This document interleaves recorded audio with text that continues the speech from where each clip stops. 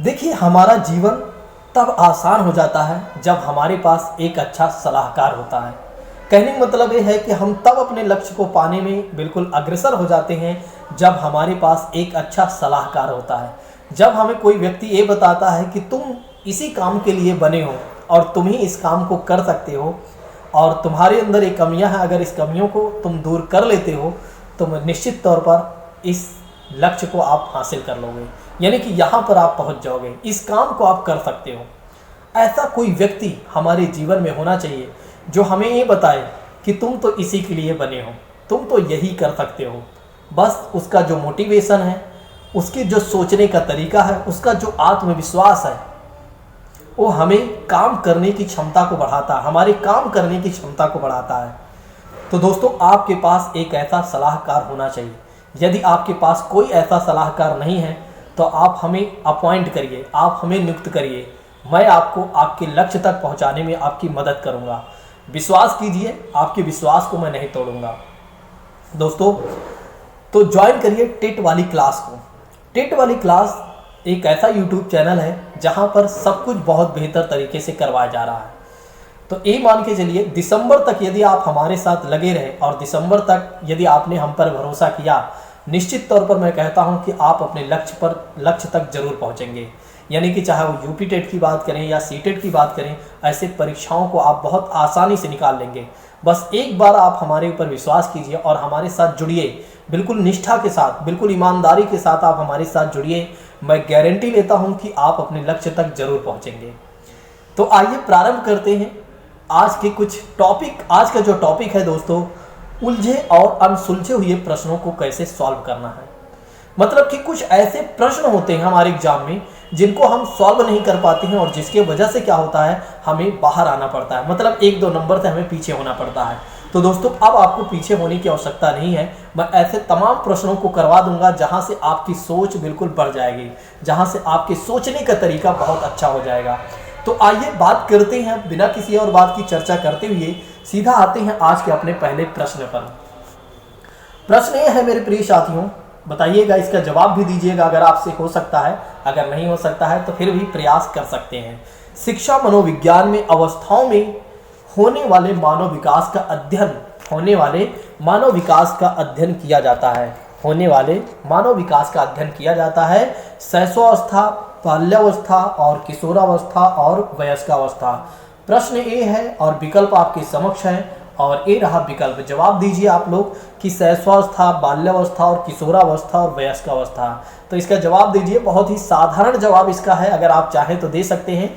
देखिए, अगर देखा जाए तो यहाँ पर सीधा और सीधा ये कहा जा रहा है कि शिक्षा मनोविज्ञान में के अवस्थाओं में होने वाले मानव विकास का अध्ययन किया जाता है। मतलब मानव विकास के अध्ययन हम कौन कौन से करते हैं अपने एजुकेशन साइकोलॉजी में, यानी कि शिक्षा मनोविज्ञान में हम किसका अध्ययन करते हैं, जो अवस्थाओं में परिवर्तन होता है या अवस्थाओं में जो विकास होता है। तो जैसे कि बात करते हैं इसके आंसर के बारे में, बहुत सारे छात्रों ने इसका प्रयास किया भी है। तो इसका आंसर हो जाएगा दोस्तों, अगर हम डी वाले को काट देते हैं तो यानी कि हमारा ए बी सी सही हो जाएगा। कहने का मतलब ये है कि दूसरा इसका आंसर सही हो जाएगा, ए बी सी। हम शैशवावस्था, बाल्यावस्था और किशोरावस्था का हम अध्ययन करते हैं। आइए इसी के साथ बात करते हैं। एक मिनट दोस्तों, हाँ बोलो। क्वेरी के लिए चलिए बात करते हैं अगले प्रश्न के बारे में। अच्छा प्रश्न है, जवाब दीजिएगा थोड़ा से सरलता पूर्वक, हर एक बातों को समझिए। देखिए, ये अनसुलझे और उलझे वाले प्रश्न हैं। उलझे और अनसुलझे वाले प्रश्न हैं, इसलिए यहाँ पर थोड़ा सा मैं समय लेकर सारी चीज़ें आपको बताते चलूँगा, ठीक है, ताकि आप प्रश्नों को सॉल्व कर सकें। देखिए, यहाँ पर क्वेश्चन ये है कि परिवार जो है एक साधन है। परिवार एक साधन है। ऑप्शन ये है कि अनौपचारिक शिक्षा का है, औपचारिक शिक्षा का है या गैर औपचारिक शिक्षा का है और दूरस्थ शिक्षा का है। प्रश्न बहुत अच्छा है और जिसका जवाब भी बहुत अच्छा होना चाहिए। जवाब जल्दी से आप लोग दीजिए कि परिवार एक साधन है। परिवार एक साधन है। शिक्षा का कौन सा साधन है ये आपको बताना है। यहाँ पर यह है कि शिक्षा का कौन सा साधन है, यानी कि एजुकेशन का क्या साधन है, ठीक है, तो इसका जवाब अगर आप चाहें तो दे सकते हैं। देखिए, अगर औपचारिक से हम चलते हैं, बी ऑप्शन से चलते हैं, तो औपचारिक शिक्षा का मतलब ये हो जाता है जब हम विद्यालय वगैरह जाते हैं। जब हम विद्यालय जाते हैं तो वहाँ पर हमें फॉर्मल एजुकेशन मिलती है। ठीक है, तो जब बच्चे क्या होता है कि स्कूल जाते हैं तो वो औपचारिक शिक्षा में आएगा। दूरस्थ शिक्षा का मतलब ये हो जाता है डिस्टेंस लर्निंग। अब यहाँ डिस्टेंस लर्निंग का तो कोई बात यहाँ हो नहीं रही है, इसलिए हमें क्या कर देना चाहिए, ऑप्शन नंबर दूसरा काट देना चाहिए और तीसरा डी वाला भी काट देना चाहिए। अब यहाँ पर अगर देखा जाए तो गैर औपचारिक शिक्षा, यहाँ पर गैर औपचारिक शिक्षा भी सही हो सकता है और अनौपचारिक शिक्षा भी सही हो सकता है। ठीक है, क्योंकि दोनों एक ही बातें हैं, लेकिन यहाँ पर जो सबसे ज़्यादा अप्रोप्रिएट है दोस्तों वो है पहला सही है। यहाँ पर तीसरे ऑप्शन को भी हमें कट कर देना चाहिए। अगर पहला ऑप्शन यहाँ पर ना होता तो गैर औपचारिक शिक्षा हम लगा सकते थे, इसलिए यहाँ पर, लेकिन अनौपचारिक शिक्षा पहले ही दिया गया है तो इसलिए हमें पहला ऑप्शन टिक करना होगा। अनौपचारिक शिक्षा का मतलब ये हो जाता है जहाँ पर क्या होता है कि माता पिता या अभिभावक के द्वारा तमाम तरह की बातें सिखाई जाती हैं। ठीक है, जैसे कि बात करते हैं सामाजिक और नैतिक मूल्यों का विकास का होना, जैसे सामाजिक और नैतिक मूल्यों का विकास का होना। ठीक है, इसलिए ऑप्शन नंबर पहला सही हो जाएगा। ठीक है, पहले ही हमने आपको बताया है कि परिवार ही बालक का प्राथमिक विद्यालय होता है और माता पिता को ही बालक के प्रारंभिक शिक्षक माने जाते हैं और इनसे ज्ञान जो प्राप्त होता है अनौपचारिक होती है और इसी ज्ञान से बालक में सामाजिक और नैतिक मूल्यों का क्या होता है, विकास होता है।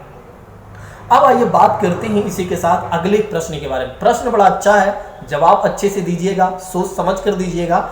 ठीक है, जल्दी से दे दिया करें, अभी मत सोचा करें सर तो बोल ही नहीं रहे हैं आंसर देने के लिए, क्वेश्चन का आंसर देने के लिए। चलिए, जैसे कि बात करते हैं एक शिक्षक के लिए सबसे महत्वपूर्ण बात क्या है, मतलब एक टीचर के लिए सबसे महत्वपूर्ण बात क्या होनी चाहिए। सोचिए आप एक टीचर हैं, इमेजिनेशन करिए, अब यहाँ पर आप स्वयं को रख लीजिए और स्वयं को रखने के बाद इन सभी प्रश्नों को पढ़िए, इन सभी विकल्पों को पढ़िए और इसका जवाब दीजिए। कक्षा में अनुशासन बनाए रखना, सोचिए एक बार, आप शिक्षक हैं तो क्या कक्षा में अनुशासन बनाए रखना चाहिए।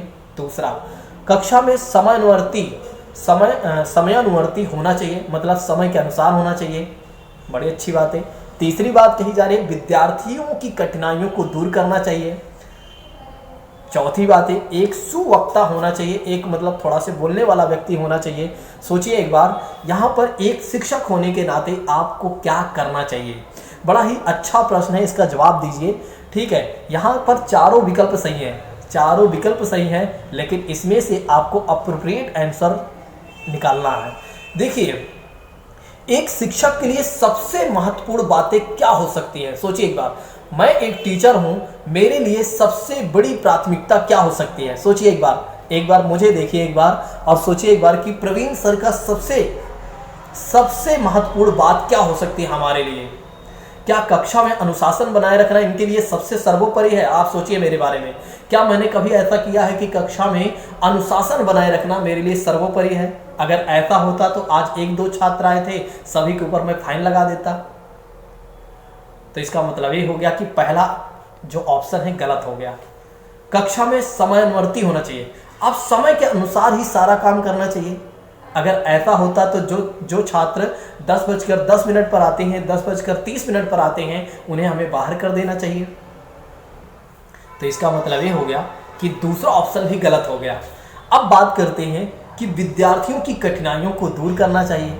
आपने देखा होगा कि अगर आपकी कोई समस्या रही होगी तो प्रवीण सर पहले आपकी समस्या को सुनते हैं और उन समस्याओं को समाधान करने के लिए काम करते हैं, ना कि ऊपर के दो बातों को ज़्यादा ध्यान देते हैं। अगर मैं ऐसा करता हूं तो सोचिए आप भी तो ऐसे करेंगे, क्योंकि आपका जो एनवायरनमेंट है वो हमारे द्वारा ही तो मिला है, हमने ही तो आपको इस तरह के एनवायरनमेंट दिया है। तो आप में भी एक अच्छाइयाँ कहीं ना कहीं आएंगी। ठीक है, मैं अपने आप को अच्छा नहीं बता रहा हूँ, ठीक है, बिल्कुल आप निश्चिंत रहें। ठीक है, लेकिन यहाँ पर प्रश्न ऐसा है तब फिर मैं ऐसा बता रहा हूँ। तो यहाँ पर जो ऑप्शन हो जाता है तीसरा सही हो जाता है, एक सुवक्ता होना चाहिए, बोलने वाला व्यक्ति होना चाहिए। ठीक है, यहाँ पर चारों ऑप्शन सही है, लेकिन यहाँ पर सबसे महत्वपूर्ण सबसे पहली बात क्या होना चाहिए, यहाँ पर सबसे पहली बात होना चाहिए तीसरा सही होना चाहिए, यानी कि सी सही होना चाहिए। अब आइए बात करते हैं यहाँ पर देख सकते हैं शिक्षक का कक्षा शिक्षण के समय कई कार्य और उत्तरदायित्व होते हैं, परंतु सबसे महत्वपूर्ण कार्य यह होता है कि छात्रों की समस्याओं का समाधान करे और उनकी उत्सुकता को शांत करें, जो उनके अंदर क्यूरियोसिटी है उनको शांत करें। यही हमारा कर्तव्य होता है और यही हम सभी का कर्तव्य होना भी चाहिए। इसी के साथ बात करते हैं अगले प्रश्न के बारे में। जवाब दीजिएगा, बड़ा ही अच्छा प्रश्न है। अब ये जवाब आप चाहें तो पहले वाले प्रश्न के हिसाब से इसका जवाब आप चाहें तो दे सकते हैं, बाकी आप आज़ाद हैं, दें या ना दें। चलिए, एक शिक्षक को साधन संपन्न होना चाहिए। एक शिक्षक को साधन संपन्न होना चाहिए मतलब उसके पास सब कुछ होना चाहिए। और किस तरह का, इसका अर्थ क्या है समझिएगा। क्वेश्चन ये है कि उनके पास पर्याप्त धन संपदा होनी चाहिए। क्या बातें हैं, आप सोचिए एक बार। क्या मैं ये सोचता हूँ, क्या मेरे पास हमेशा पैसों की बौछार होनी चाहिए, मतलब पैसे ही होना चाहिए और उसे शिक्षण देने की जरूरत न पड़े? क्या ऐसी बातें हो सकती हैं? दूसरा ऑप्शन देखिए, उनका अधिकारों की उच्च स्तर से संपर्क होना चाहिए, अधिकारियों से। अब क्या आप सोचते हैं कि मैं हमेशा यही प्राथमिकता देता हूं कि मेरे पास बड़े बड़े लोग ही होना चाहिए, छोटे लोगों से कोई मतलब नहीं है, यानी कि जो बड़े बड़े अधिकारी होते हैं उन्हीं से मेरा हमेशा पहुंच उठ बैठना होना चाहिए? क्या ऐसा है? आप सोचिए एक बार, मेरे बारे में सोचिए। ठीक है, आप तो हमें देख ही रहे हैं पिछले 3-4 महीनों से, इतना तो इवैल्यूएशन कर ही रहे होंगे कि प्रवीण सर का क्या बिहेवियर रहा है। ठीक है, इतना तो आप देख ही रहे होंगे और मुझे नहीं लगता अगर आपने सही तरीके से देखा होगा तो कोई निगेटिव बातें आपको मिली होंगी ज़्यादा।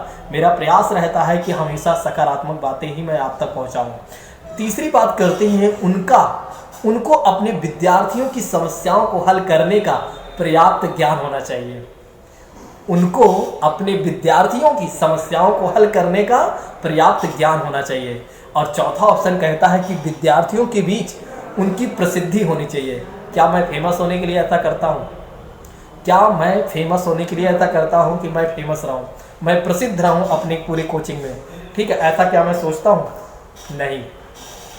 अगर आपने कभी ऐसा सोचा था तो आपने गलत सोचा था। ठीक है, हमने केवल ये सोचा है कि आप अपने विद्यार्थियों की समस्याओं को हल करना, हमारे पास पर्याप्त ज्ञान होना चाहिए। आपने कभी देखा होगा कि मैं पढ़ता भी हूँ और पढ़ाता भी हूँ।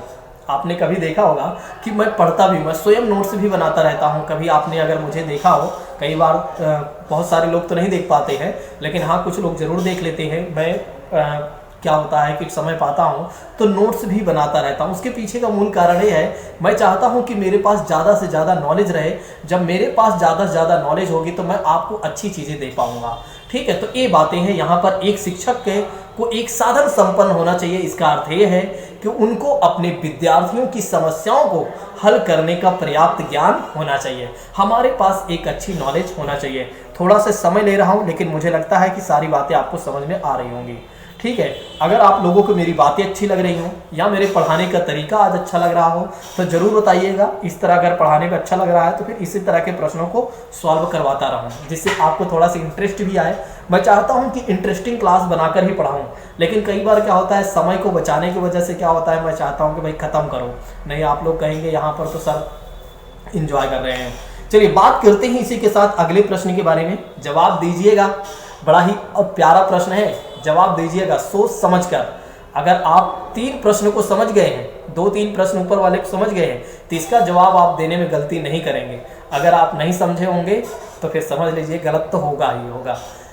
संवेग शब्द का शाब्दिक अर्थ है क्रोध और भय, स्नेह तथा प्रेम, उत्तेजना या मनोभाव में उथल पुथल और उपरोक्त में से कोई नहीं। जवाब दीजिएगा, बड़ा ही अच्छा प्रश्न है, जल्दी से दीजिए। संवेग शब्द का, इमोशन शब्द का शाब्दिक अर्थ क्या हो सकता है?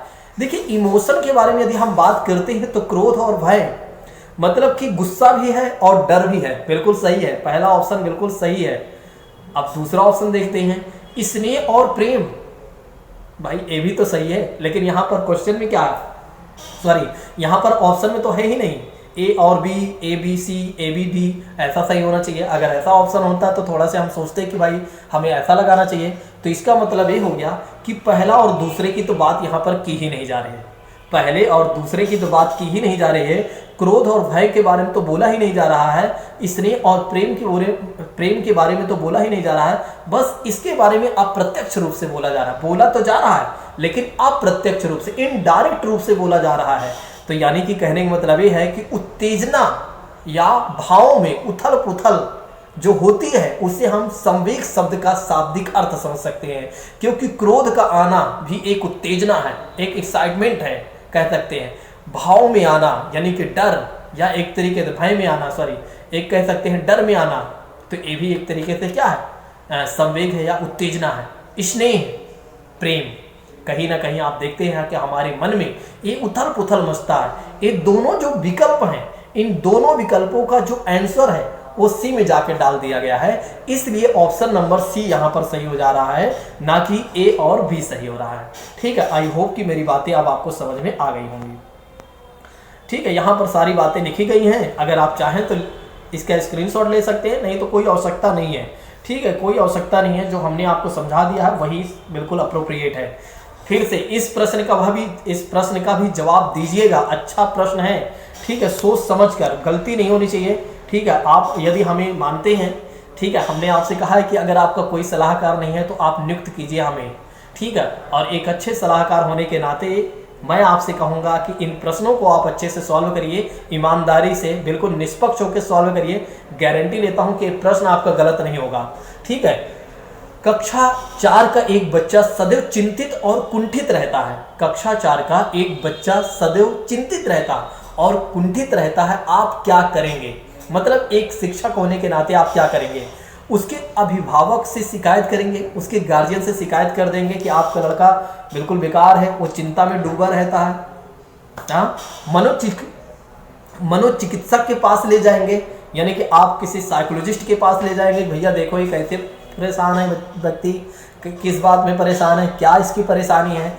स्वयं परामर्शदाता की भूमिका का निर्वाह करेंगे, या 30-14 ऑप्शन कहता है उसके भाग्य पर छोड़ देंगे। इसका जैसे भाग्य है, जिए अपना जीवन, चिंतित है, कुंठित है, गुस्से में है, क्या दिमाग में चल रहा है, क्या आप ऐसा सोचेंगे? बड़ा ही प्यारा प्रश्न है, जवाब दीजिएगा इसका। कक्षा 4 का एक बच्चा है, सदैव चिंतित और कुंठित रहता है, सदैव दुखी रहता है। ठीक है, कुंठित मतलब दुखी कह सकते हैं। तो आप क्या करेंगे? आप उसके परामर्शदाता बनेंगे। जैसे अभी मैंने आपसे क्यों कहा था स्टार्टिंग में क्यों कहा था कि आप मुझे सलाहकार नियुक्त करिए अगर आपके पास कोई सलाहकार नहीं है। ठीक है, आप हमें बताइए क्या परेशानी है, क्या समस्या है, क्या दिमाग में चल रहा है। ठीक है, हम आपके दिमाग को सही करेंगे, कहने का मतलब एक सलाहकार के रूप में। बाकी हमारे पास कोई जड़ी बूटी नहीं है। तो कक्षा 4 का एक बच्चा सदैव चिंतित और कुंठित रहता है, स्वयं परामर्शदाता की भूमिका का हमें निर्वाह करना चाहिए, उसे समझाना चाहिए आखिर में क्यों चिंतित हो, क्या समस्या है, उस समस्या का समाधान करने में हमें उसका सहयोग करना होगा।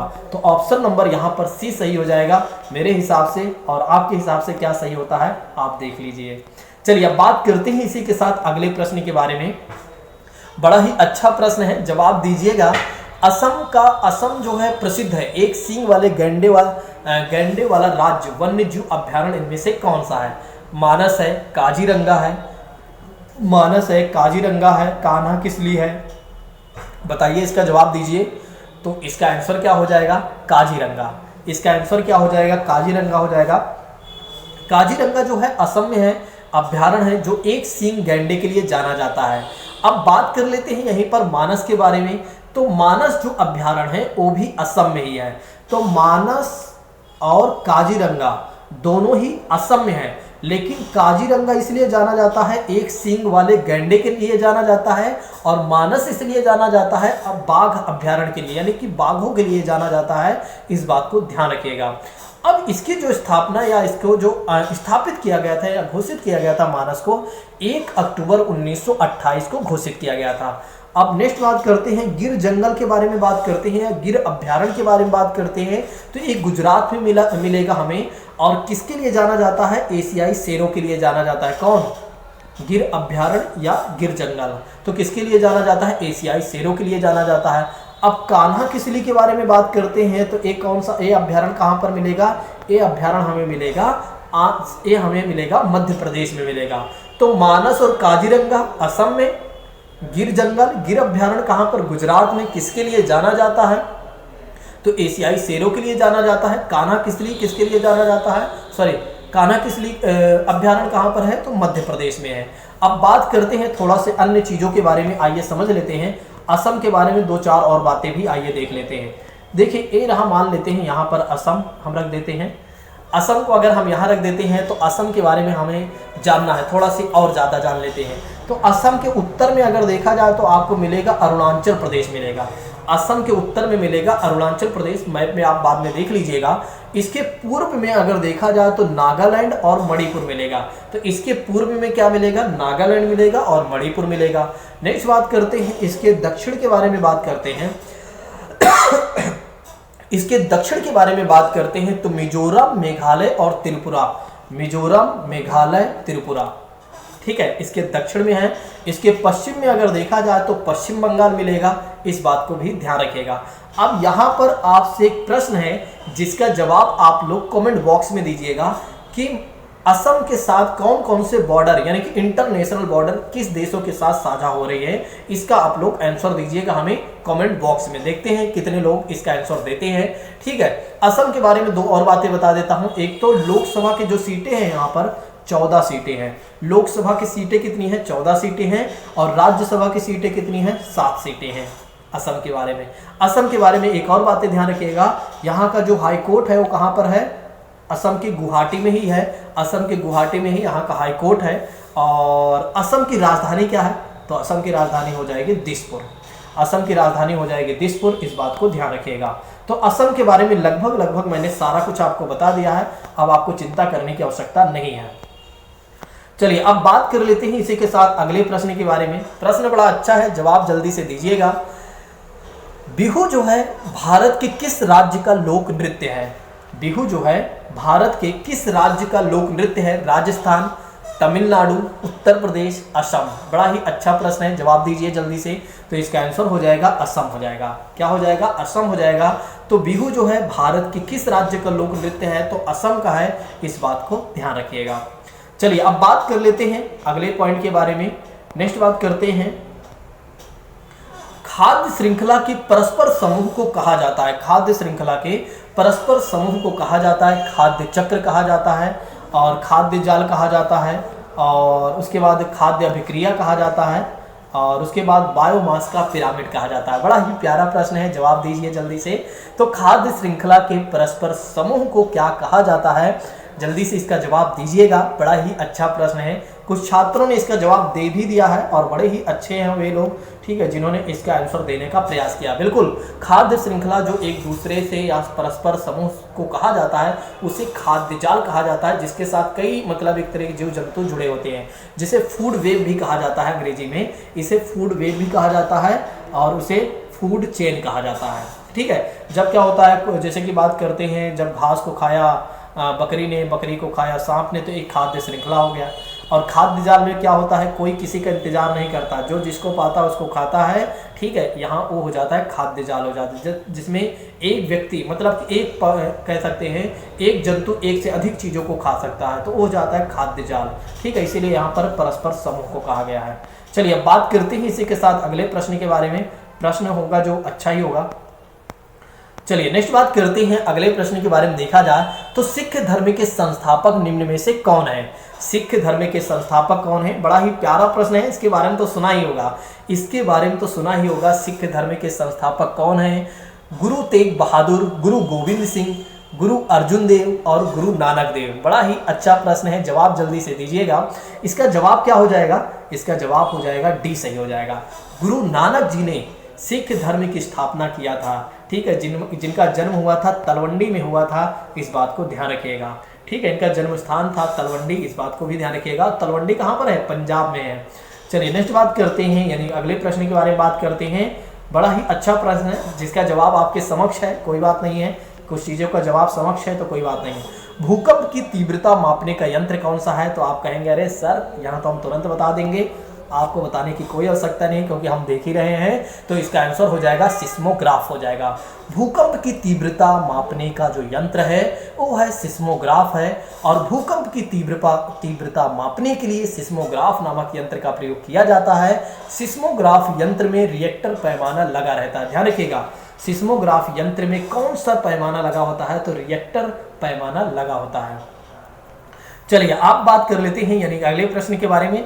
बड़ा ही अच्छा प्रश्न है, इसका जवाब चाहे तो आप दे सकते हैं। ठीक है, जो लोग आज आए थे उनको इसका आंसर पहले ही पता हो गया होगा। पर्यावरण की परिभाषा क्या है, अबायोटिक और बायोटिक यानी कि अजैविक घटक और जैविक घटक, पहला ऑप्शन। दूसरा ऑप्शन कहता है समुद्र तल के नीचे पृथ्वी पर वस्तुएं, और तीसरा ऑप्शन कहता है चीजें जो हमको घेरती हैं, और उपरोक्त में से कोई नहीं। पर्यावरण की परिभाषा क्या है? पर्यावरण की परिभाषा क्या है, इसका जवाब दीजिएगा। इन 4 विकल्पों में से पूछा जा रहा है। देखिए इसका जो आंसर हो जाएगा, इसका आंसर हो जाएगा पहला सही हो जाएगा। जैविक घटक और अजैविक घटक यानी कि बायोटिक और अबायोटिक को मिला देते हैं तो वो क्या बन जाती है? पर्यावरण की परिभाषा बन जाती है।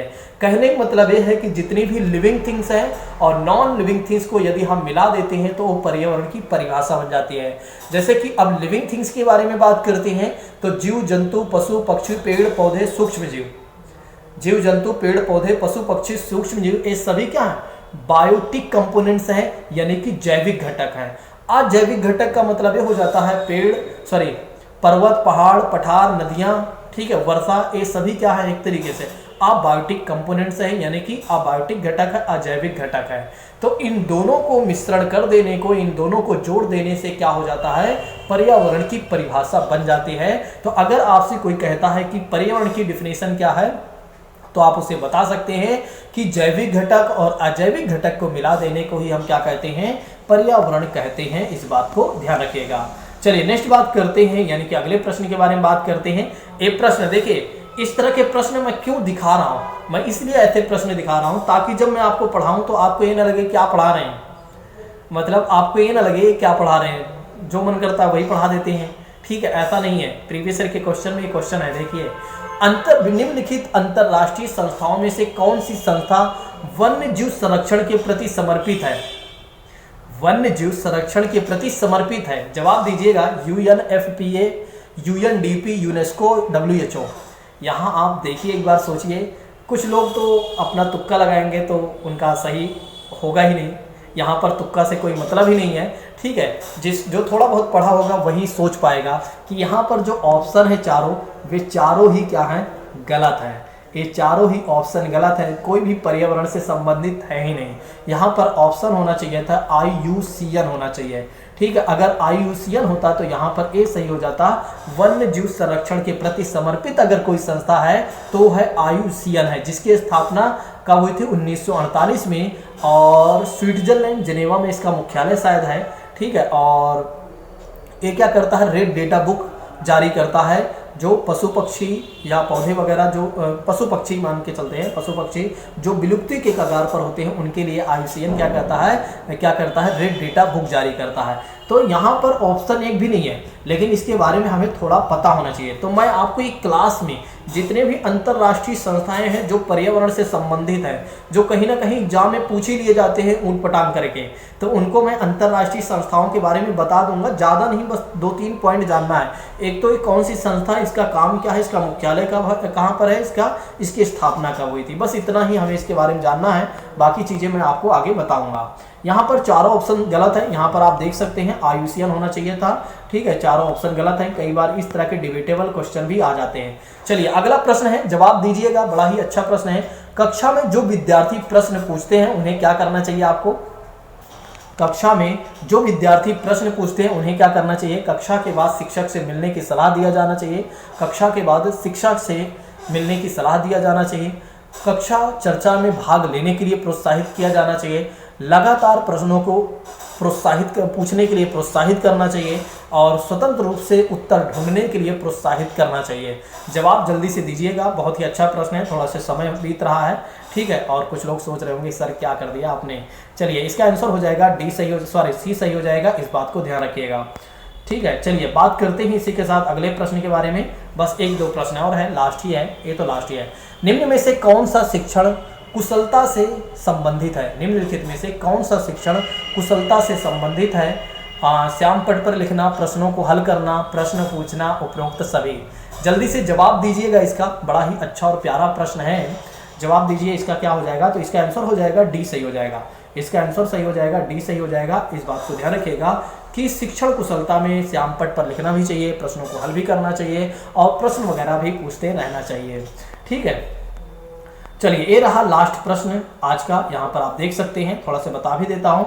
शिक्षण कार्य प्रभावी बनाने के लिए हमें क्या करना चाहिए? शिक्षक को सभी शिक्षण कौशल में कुशल होना चाहिए, जिसमें श्यामपट्ट कौशल मतलब श्यामपट्ट पर लिखना भी आना चाहिए, प्रश्न पूछने में भी स्किल होने चाहिए, स्पष्टीकरण यानी क्लैरिफिकेशन भी देना चाहिए, फीडबैक भी लेना आना चाहिए। ये सारी चीज़ें आना चाहिए, तभी फिर एक शिक्षण कौशल माना जाएगा। ठीक है, एक अच्छी शिक्षण मतलब पढ़ाने का जो मेथड है वो अच्छी मानी जाएगी या माना जाएगा। चलिए, आज की क्लास को यहीं पर स्थगित करते हैं। यदि आपको मेरे पढ़ाने का तरीका अच्छा लगा हो, या मेरे बताने का तरीका अच्छा लगा हो, या कंटेंट अच्छे लगे हों, तो जो भी बातें से आपको बातें अच्छी लगी हों, एक बार कमेंट करिएगा और लाइक करिएगा, और दूसरों को ज़रूर शेयर करिएगा। आप जानते हैं बहुत ज़्यादा मेहनत करनी पड़ती है इन सब चीज़ों के लिए।